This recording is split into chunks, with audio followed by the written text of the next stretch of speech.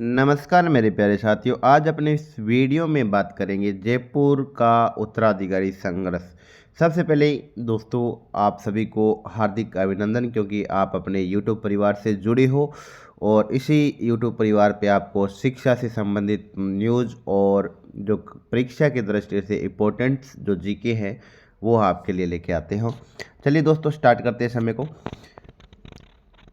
यहाँ से देखिए, जयपुर का उत्तराधिकारी संघर्ष की बात करें तो सबसे पहला पॉइंट यहाँ देखिए, जो परीक्षा में जिस पॉइंटों के द्वारा पूछे जाते हैं उसके अकॉर्डिंग तैयार किया गया है कि सन 1708 ईस्वी की बात है। तो स्वाई जयसिंह ने उस समय मेवाड़ के महाराणा थे अमर सिंह सेकंड, तो उसकी पुत्री थी चंद्र कंवर बाई से स्वाई जयसिंह ने क्या कर दी, शादी कर ली, विवाह कर लिया 1708 ईस्वी में। ठीक है, लेकिन विवाह एक शर्त पे किया गया दोस्तों। वो ये शर्त थी कि विवाह के पूर्व जयसिंह ने एक इकरारनामे पर हस्ताक्षर किया, जिसमें कि मेवाड़ की राजकुमारी यानी जो चंद्र कंवर है उनसे जो पुत्र जो उत्पन्न होगा, चाहे वह छोटा ही क्यों न हो, जयपुर के रियास जो राज शासन पर बैठेगा, यह बात कही गई थी। लेकिन तत्पश्चात बात आ जाती है 1708 के बाद 1722 की।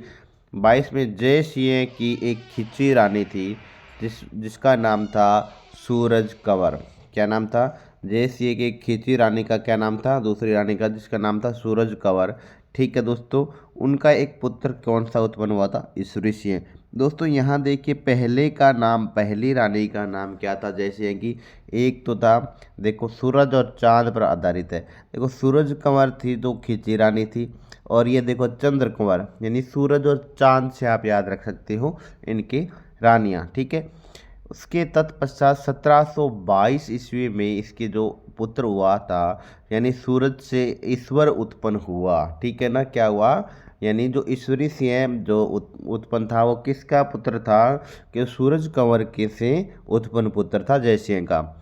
लेकिन दोस्तों, बात आती है कि 1728 में मेवाड़ की राजकुमारी चंद्रकंवर से एक पुत्र उत्पन्न होता है, यानी जस्ट इसकी 6 वर्ष बाद, भी 6 वर्ष बाद एक, अब सूरज कंवर से, सॉरी, चंद्र कंवर से एक पुत्र उत्पन्न होता है, माधव सिंह है। ठीक है दोस्तों, अतः जय सिंह के बाद माधव सिंह और ईश्वरी सिंह के बीच में उत्तराधिकारी का संघर्ष निश्चित हो गया। क्यों? क्योंकि दोनों पुत्र उत्पन्न हो गए, अलग अलग रानियों के एक एक पुत्र। तो अब बात क्या थी? बात ये थी कि जयपुर, जब सितंबर 1743 को स्वाई जयसिंह की मृत्यु हो जाती है, ठीक है, उसके बाद उसका ज्येष्ठ पुत्र ईश्वरी सिंह गद्दी पर बैठ जाता है। देखो, शर्त के अकॉर्डिंग बैठना किसको था? माधव सिंह को, लेकिन बैठ कौन जाता है? ईश्वरी सिंह। ठीक है, किंतु माधव सिंह ने 1708 के इकरारनामे के आधार पर जयपुर राज्य की गद्दी का दावा कर दिया। देखो, माधव सिंह ने दावा भी कर दिया क्योंकि मेरे पास इकरारनामा है। इस प्रकार ईश्वर सिंह और माधव सिंह के ग्रह कलह आरंभ हो गया। अब दोनों पक्षों से क्या हुआ कि दोनों पक्षों की ओर से मराठा से सहायता लेने पर, तभी तो मराठों का आगमन हुआ था, इन्हीं छोटे छोटे प्रकरणों के माध्यम से। तो मराठों से सहायता प्राप्त करने से लिए प्रयत्न आरंभ हो गए। माधव सिंह की ओर से कौन आया था मराठों से? देखो, मल्हार राव होलकर थे माधव सिंह के। मैं से माधव सिंह, मल्हार राव होलकर, मैं से याद रख लेना। ठीक है दोस्तों, लेकिन सैनिक सहायता प्राप्त की। इसके बदले होलकर को जो माधव सिंह ने कितने के 20 लाख रुपए देने का आश्वासन दिया। लेकिन उधर भी ईश्वर सिंह कोई कम नहीं था दोस्तों। ईश्वर सिंह को भी एक जो इन्होंने जो सहायता ली, और कौन सी सहायता? जो मराठों की सहायता। तो उससे मराठों की सहायता लेने के लिए वो किसके पास गए थे? ईश्वरी सिंह तो गए थे राणोजी सिंधिया। किसके साथ गए थे? राणोजी सिंधिया से सहायता प्राप्त करने के लिए गए थे, और वहाँ से इन्होंने कर ली। ठीक है, देखो, अब बात कब आती है? इन्होंने सहायता प्राप्त कर ली। बात आती है फरवरी 1745। फरवरी 1745 में माधव सिंह ने जयपुर पर चढ़ाई कर दी, किंतु ईश्वरी सिंह ने अपने मराठा साथियों की सहायता से माधव सिंह और उसके सहयोगियों को पृष्ठ खदेड़ दिया। यानी पहली बार जब माधो सिंह ने जयपुर पे चढ़ाई की तो वहाँ उस समय मराठाओं को जो साथी थे इसके मलराव राव होलकर के सैनिक और जो माधो सिंह थे, इनको क्या करना पड़ा, वहाँ से पराजित हुए और इस वजह से यहाँ से जीत रहे और वहाँ से वापस लौटना पड़ा। लेकिन फिर एक बार अब मलराव जो माधो सिंह था उसको तो इकरारनामे के आधार पर उसकी गद्दी पे बैठने का तो मन कर ही रहा, तो बार बार दूसरी बार फिर मलराव से वो क्या गया है, जो मल्हारराव सैनिक से सहायता प्राप्त करने के लिए उन्होंने वापसी माधो सिंह ने एक प्रतिनिधि भेजा और कहा कि प्रतिनिधि कालपी भेजा और कहा कि हम 2 लाख रुपए देने का वचन करते हैं, कि आपको 2 लाख रुपए और देने का वचन करते हैं।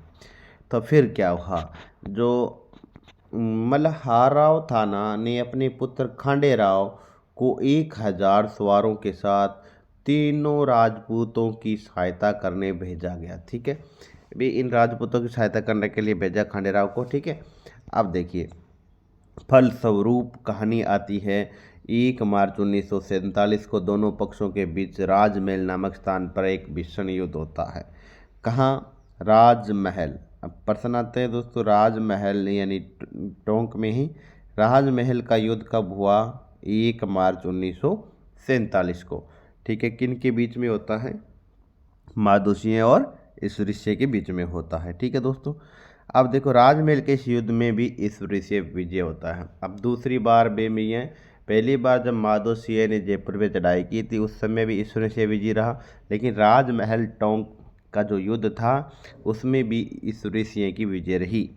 दोस्तों राजमहल के युद्ध तक पेशवा का बहुत अच्छा कुछ झुकाव ईश्वरी सिंह की ओर था, किंतु राजमहल के युद्ध के बाद भी महाराणा जगत सिंह यानी मेवाड़ के शासक की ओर से अधिक रुपए देने का लालच दिया गया।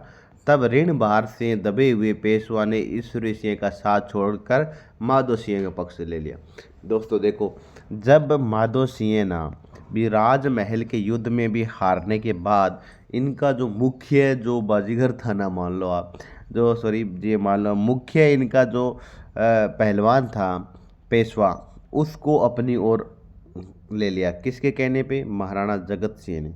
महाराणा जगत सिंह जो मेवाड़ का शासक, उसने कहा कि हम आपको अधिक ऋण देंगे, जितना आपको ईश्वरी सिंह देते उससे अधिक देंगे, इसके आधार पे। ठीक है, इसके बाद क्या हुआ? इसके बाद में एक युद्ध होता है बगरू का। बगरू नामक स्थान पर मराठों के साथ ईश्वरी सिंह की मुठभेड़ हुई। अब बगरू नामक स्थान पर एक वापसी मुठभेड़ होगी। 6 दिन तक ये युद्ध चला। युद्ध में ईश्वरी सिंह हारा आखिर में। अब कहा जाता है कि कई बार प्रश्न आ जाता है कि बगरू नामक स्थान पर मराठों और ईश्वरी सिंह के बीच में यानी एक युद्ध हुआ था, या ऐसे कह दें कि जो माधो सिंह की सेना और ईश्वरी सिंह की सैनिकों मराठों के बीच में युद्ध हुआ था, इसमें किसकी विजय रही थी? तो ईश्वरी सिंह। कितने दिन युद्ध चला था? ये तो मोस्ट इम्पोर्टेंट है दोस्तों, 6 दिन तक ये युद्ध चला था। इस समय जो जाट शासक सूरजमल ने ईश्वरी सिंह की तरफ से लड़ते हुए बड़े साहस का परिचय दिया था और उसे माधो सिंह को 4 परगने देने और उमेर सिंह को बूंदी का राज्य लौटाने और मराठों को भारी धनराशि देने का वादा करने को विवश होना पड़ा। किसको? ईश्वरी सिंह को। ईश्वरी सिंह को क्या करना था? देखो इसमें क्या कहा था कि लड़ते कहा कि उसे माधो सिंह को 4 परगने देने, उमेर सिंह को बूंदी का राज्य लौटाना है, मराठों को भारी धनराशि देने का वादा का था। ठीक है, इसे लेकिन बगरू का युद्ध जो हुआ था ये दोस्तों, ये युद्ध होता है 1748 के बाद। ईश्वरी सिंह ने जो रुपये मराठों को देने का वादा किया था वह उन्हें नहीं दे सका। ठीक है, तो नहीं दे सका तो होलकर इस धन को वसूली हेतु जयपुर की ओर बढ़ा। तब जो मल्लराव होलकर था वह इसे मतलब वसूली करने जाए। मार्ग में उसे जयपुर का राजदूत 2 लाख रुपए के साथ मिला। तो सामने से ईश्वरी सिंह का जो एक जयपुर का राजदूत था जो वो 2 लाख रुपए लेकर होलकर को देने जा रहा था, लेकिन होलकर खुश नहीं हुआ भाई। तो उसने क्या किया, जयपुर की ओर बढ़ना जारी रखा। तो जयपुर के राजदूत ने लौटकर जब ईश्वरी सिंह को यह सूचना दी तो ईश्वरी सिंह बड़ा भयभीत हुआ, क्योंकि मराठों को देने के लिए उसके पास रकम नहीं थी। ठीक है ना, रकम नहीं थी। तब वह निराश होकर 13 दिसंबर यानी बात आती है 13/12/1750, 13/12/1750 की। ठीक है दोस्तों, इस समय ईश्वरीय अपने आप में एक आत्महत्या कर लेते हैं और सारे जो राजनीतिक जो जंजाले थे उनसे क्या है अपने आप को आज़ाद कर लिया। अब होलकर ने माधो सिंह को बुलवाकर उसे जयपुर की गद्दी पर बैठाया और माधो सिंह के गद्दी पर बैठते ही मराठों ने उसके सामने धन संबंधित अपनी लंबी चौड़ी मांगे रख दी। माधो सिंह मराठों को सबक सिखाना चाहता था। ठीक है, लेकिन देखो दोस्तों, एक समय आ गया था कि 10 जनवरी 1751 की बात आती है। 10 जनवरी 1751 उसे एक सुनहरा अवसर मिल गया। किसको? माधो सिंह को। इसी दिन लगभग 4000 मराठों ने नवनिर्मित जयपुर नगर में कलात्मक मंदिरों व बाजारों को देखने के लिए नगर प्रवेश किए। अब लगभग 4000 मराठे जयपुर में घुसे हुए थे, जयपुर नगर में। ठीक है, वो दिनांक थी 10 जनवरी 1751 की। अब क्या हुआ, माधो सिंह को मौका मिला, उसने देखो क्या नज़ारा सिखाया इनको।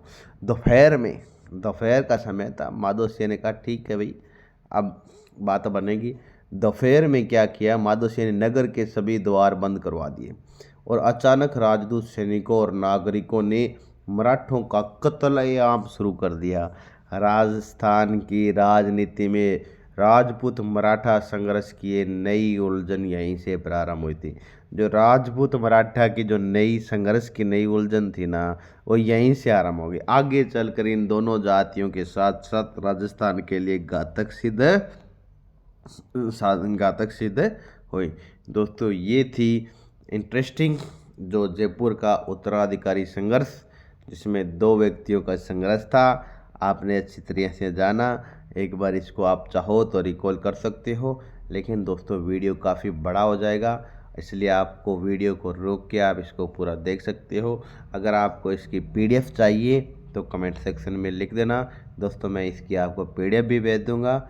दोस्तों, इसी तरह की और वीडियो पाने के लिए बने रहिए हमारे YouTube परिवार के साथ। ये दोस्तों आप ही का परिवार है, जुड़ जाइए। Okay, thank you for watching video. Best of luck.